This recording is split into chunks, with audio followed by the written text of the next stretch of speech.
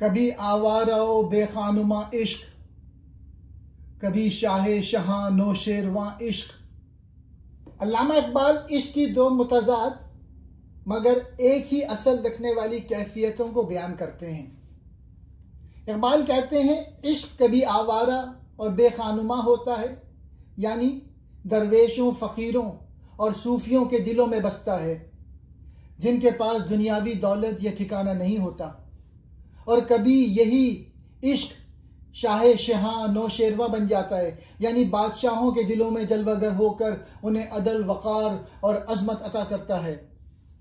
इकबाल के नज़दीक इश्क एक ऐसी क़ुव्वत है जो किसी एक तबके या हालत तक महदूद नहीं।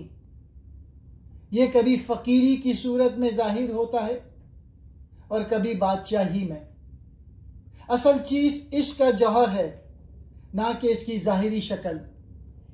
इकबाल बताते हैं कि इश्क फ़कीरी में भी शान रखता है और बादशाहत में भी रूहानियत पैदा कर देता है।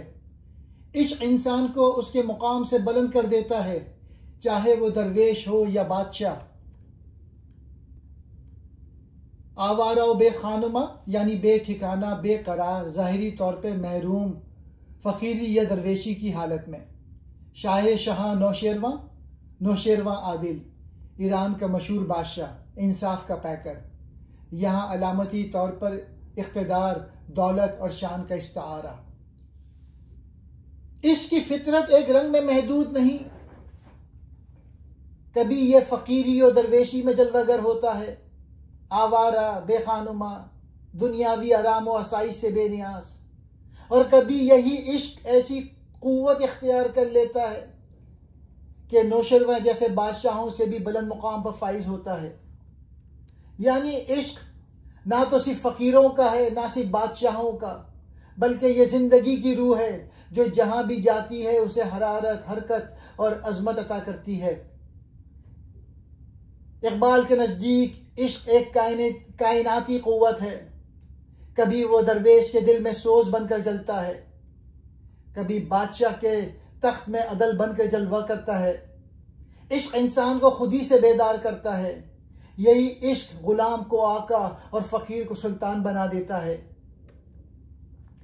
इकबाल कहते हैं कि इश्क किसी एक मुकाम या हैसियत का मोहताज नहीं। कभी ये खानकाहों में भटकता है बेकरार और बेठिकाना, और कभी यही इश्क तख्त नौशेरवा पे जलवा फुगन होता है।